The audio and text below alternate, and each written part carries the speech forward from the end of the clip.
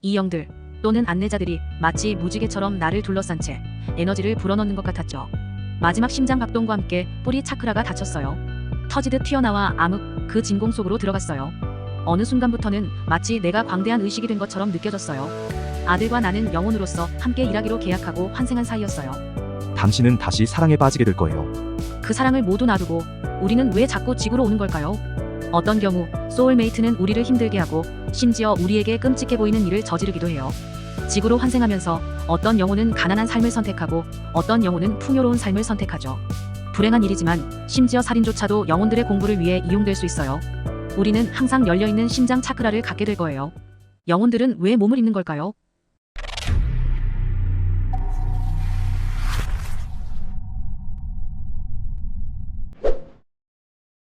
나는 오렐리아라고 합니다. 내 임사체험은 2021년에 일어났어요. 당시 함께 있던 내 소울메이트는 임사체험이 일어나기 3주 전에 세상을 떠난 상태였어요.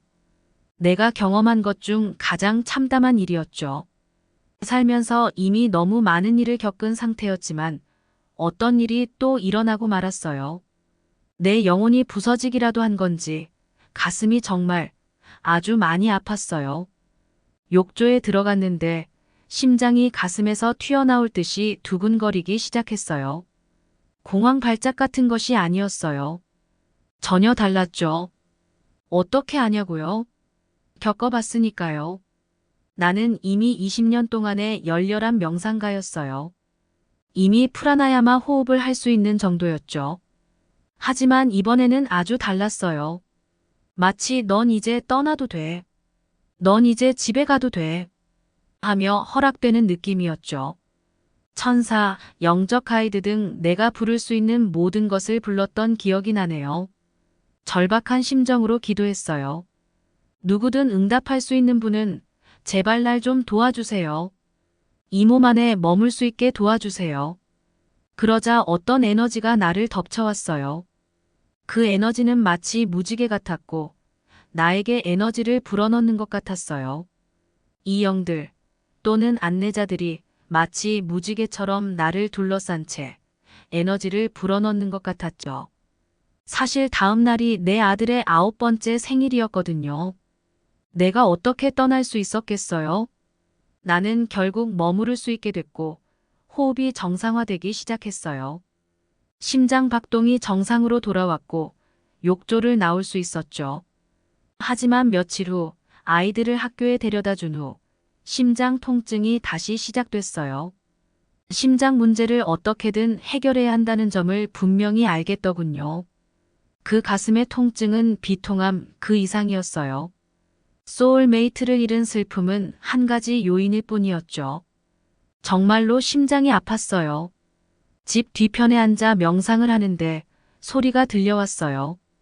놓아버리세요. 아주 큰 소리였어요.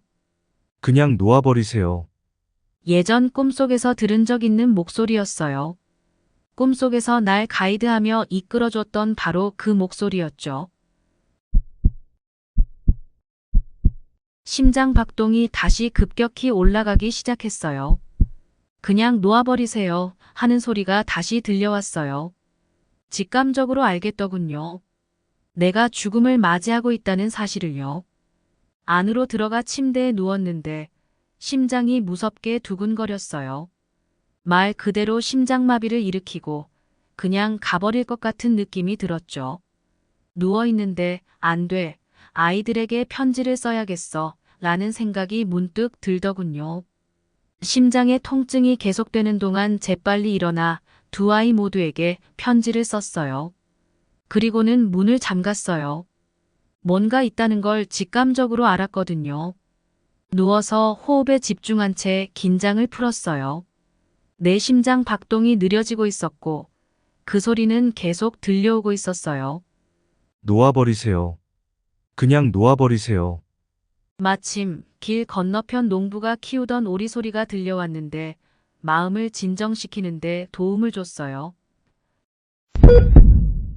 그러는 동안 심장은 점점 더 느려졌어요. 그러다 마지막 오리 소리, 마지막 호흡, 그리고 마지막 심장 박동과 함께 모든 일이 일어나기 시작했어요. 속도가 느린 것 같으면서도 아주 빠르게 진행됐어요. 마지막 심장 박동과 함께 뿌리 차크라가 닫혔어요. 그리고 두 번째, 세 번째, 네 번째, 다섯 번째, 그리고 여섯 번째 차크라가 차례로 닫히면서 나는 위로 밀려 올라갔어요. 마지막 왕관 차크라에서 나는 나선을 그리며 팍 하고 튀어나왔어요. 터지듯 튀어나와 암흑 그 진공 속으로 들어갔어요. 마치 나 자신이 자궁 안에 있는 것 같더군요. 그 진공은 정말 여성의 자궁처럼 느껴졌어요. 그 진공은 정말 광활했고 어떤 측면에서는 나를 붙잡고 있는 것도 같았어요. 설명이 길었지만 사실은 이 모든 일이 순식간에 일어났어요. 그리고 이런 목소리가 들려왔어요. 이제 집으로 돌아와도 돼. 넌 임무를 충분히 수행했어. 넌 충분히 해냈어. 나는 속으로 아자하며 기뻐했죠. 기쁜 것도 잠시, 그럼 내 몸은 어쩌지? 같은 걱정이 들기 시작했어요. 하지만 걱정할 필요가 없었죠. 내가 던진 모든 질문들에 대해 텔레파시로 대답을 받을 수 있었거든요. 어느 순간부터는 마치 내가 광대한 의식이 된 것처럼 느껴졌어요. 그 광대한 의식을 사용할 수 있었지만 여전히 나는 나였어요. 마치 각인된 듯 내 인격과 성격은 여전히 나와 함께 했거든요. 몸과 성격에서 조금은 분리된 상태였지만 나는 여전히 나였어요. 그리고 어떤 존재가 있었어요. 신이라고, 아니 그냥 존재라고 부르는 게 낫겠군요. 그 존재와 텔레파시로 대화를 했어요. 그 존재는 남자의 목소리를 내는 굉장히 남성적 존재인데 반해 그 진공은 여성적인 것 같았어요.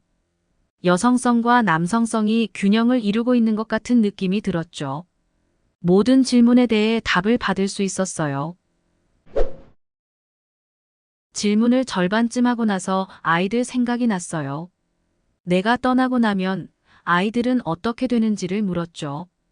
딸은 힘든 시간을 가지겠지만 강인한 영혼이라 괜찮아질 거라고 했어요.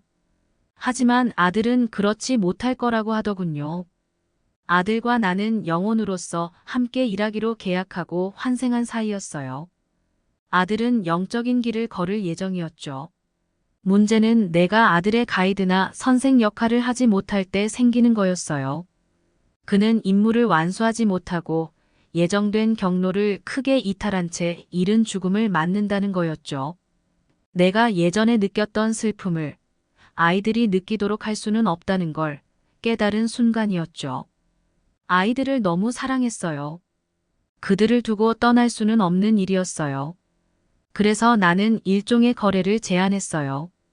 돌아갈게요. 하지만 제발 내 심장은 좀 어떻게 해주세요. 그건 그냥 평범한 가슴앓이가 아니라 가슴이 찢어지는 듯한 통증이었거든요.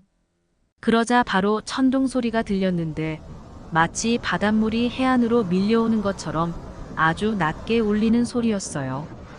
그리고 무한의 암흑, 그 진공의 왼쪽에 하얀 빛의 평면이 나타났어요. 아주 납작한 평면이었죠.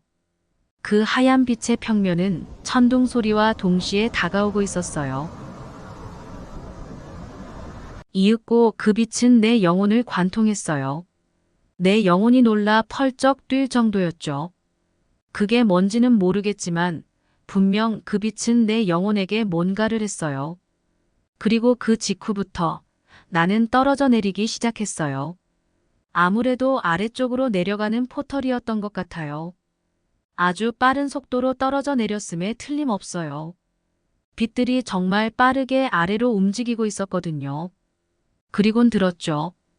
당신은 다시 사랑에 빠지게 될 거예요. 다음 파트너, 다음 소울메이트가 될 사람의 모습을 얼핏 볼 수 있었어요.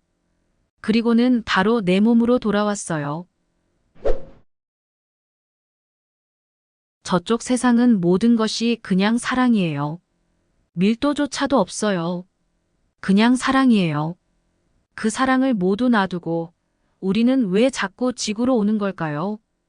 그 이유는 아이러니하게도 지구에서의 삶이 너무 힘들고 어렵기 때문이에요.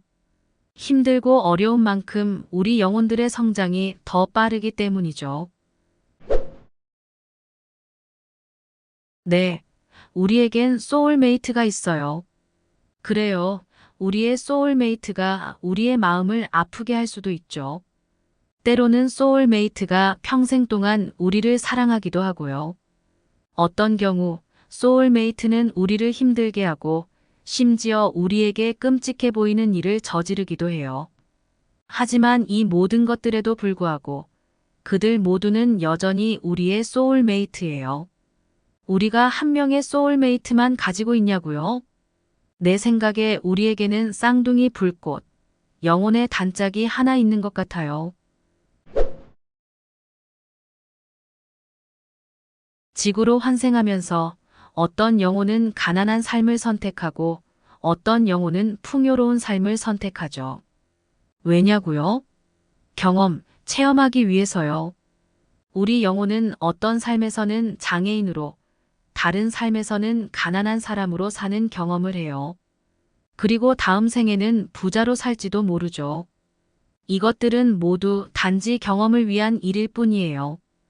영혼들은 자신을 확장하기 위해 경험을 이용해요. 그리고 그 경험을 이용하는 방식은 제각각 매우 다르죠.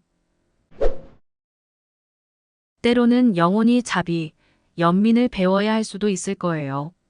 그렇다면 자비나 연민을 아주 빨리 배우고 싶다면 어떻게 하면 좋을까요? 괴로움이죠. 고통과 괴로움이 그 답이에요. 그래서 영혼들은 매우 어려운 상황에서 고통받는 삶을 일부러 선택하는 거예요. 고통과 괴로움은 영혼을 자비, 연민 그리고 용서로 이끌 수 있으니까요. 아니면 영혼들은 또 다른 이유로 고통받을 수도 있어요. 어떤 이유일까요? 다른 생에서 우리 스스로가 고통과 괴로움을 창조했고 그 창조의 결과로 고통받는 경우죠. 영혼들은 믿을 수 없을 정도로 놀라운 존재들이에요. 우리는 절대로 서로에게 상처를 주고 싶어 하지 않아요. 절대로요. 하지만 우리는 서로의 성장을 돕기 위해 때때로 이런 악역들을 수행해요. 마치 선생님처럼 말이죠. 우리는 서로의 선생님이에요. 이 모든 것은 하나의 거대한 연극, 역할극이에요. 우리 모두는 각자의 캐릭터를 연기하고 있어요. 우리는 서로를 가르쳐요. 애석하게도 때로는 고통으로, 때로는 괴로움으로 서로를 가르치죠. 불행한 일이지만 심지어 살인조차도 영혼들의 공부를 위해 이용될 수 있어요.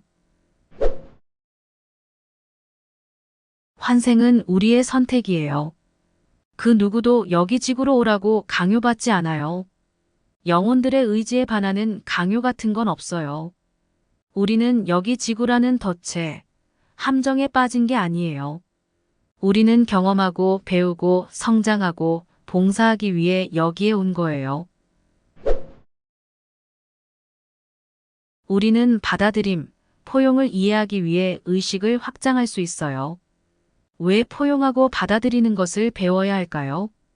왜냐하면 이미 완벽하게 신성에 의해 만들어진 것을 상대로 싸울 수는 없기 때문이에요. 폭력은 어떤가요? 여기 지구에서는 폭력을 통해 성장할 수 있는 방법이 너무나 많아요. 또한 불행하게도 가장 빠른 방법이기도 하죠. 무슨 소리냐고요? 만약 누군가로부터 좋지 못한 일을 당한 적이 없다면 우리가 무슨 수로 용서를 이해할 수 있겠어요? 괴로움을 겪어보지 않고는 측은하게 여기는 마음, 연민을 이해할 수 없어요. 안타깝게도 괴로움을 통한 이 길이 역시나 가장 빠른 방법이죠. 물론 다른 방법도 있고 꼭 고통과 괴로움을 당해야만 하는 것은 아니에요. 그러나 일단 우리가 괴로움 속에 있게 되면 우리의 가슴이 열리기 시작해요. 우리가 충분히 고통받아 가슴이, 마음이 계속 부서지고 열리고 열리고 또 열리면 어떻게 될까요? 종국에는 다치지 않게 되지 않을까요? 완전히 열린 마음, 완전히 열린 가슴. 우리는 항상 열려있는 심장 차크라를 갖게 될 거예요. 이는 놀라운 일인데 특히 지금은 더욱 그렇죠. 왜냐하면 이 지구가 가슴의 학교이기 때문이에요. 여기 지구는 학교예요. 지구에서의 삶은 꿈이에요. 우리가 이 꿈 속에 들어와서 살고 떠날 때가 되면 육체를 떠나는 거죠. 우리는 꿈에서 빠져나오는 거예요. 영혼들은 왜 몸을 입는 걸까요? 육체를 가지게 되면 어떤 이점이 있는 걸까요? 이 몸은 느낄 수가 있거든요. 연민, 화, 괴로움 등을 포함한 온갖 다양한 감정들을 느낄 수 있어요. 하지만 그거 아세요? 저쪽에서 우리는 이런 감정들, 느낌들을 느낄 수 없어요. 오직 사랑만이 있는 그곳에서 저런 감정들을 어떻게 느낄 수 있겠어요? 이것이 바로 우리가 여기 지구로, 몸으로 계속 환생하는 이유예요. 여기 지구에서 몸을 가진 채 온갖 다양한 체험들을 할 수 있으니까요. 의식 또는 신이 우리를 통해 흐른다는 사실 알고 계셨나요? 그게 바로 의식의 근원, 신이 이 모든 것을 경험하는 방법이에요. 우리를 통해서 말이에요. 따라서 여러분은 한 생애 동안 수백 가지 경험을 할 수 있으며 그중 많은 경험이 매우 어려울 수 있어요. 빨리 끝내고 싶다고요?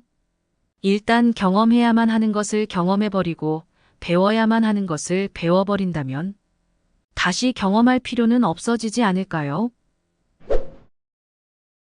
영혼과의 단절은 트라우마를 유발할 수 있어요. 왜냐하면 영혼과의 단절은 바로 신과의 단절을 의미하니까요. 우리는 신과 연결될 때 더 많은 도전을 감당할 수 있어요.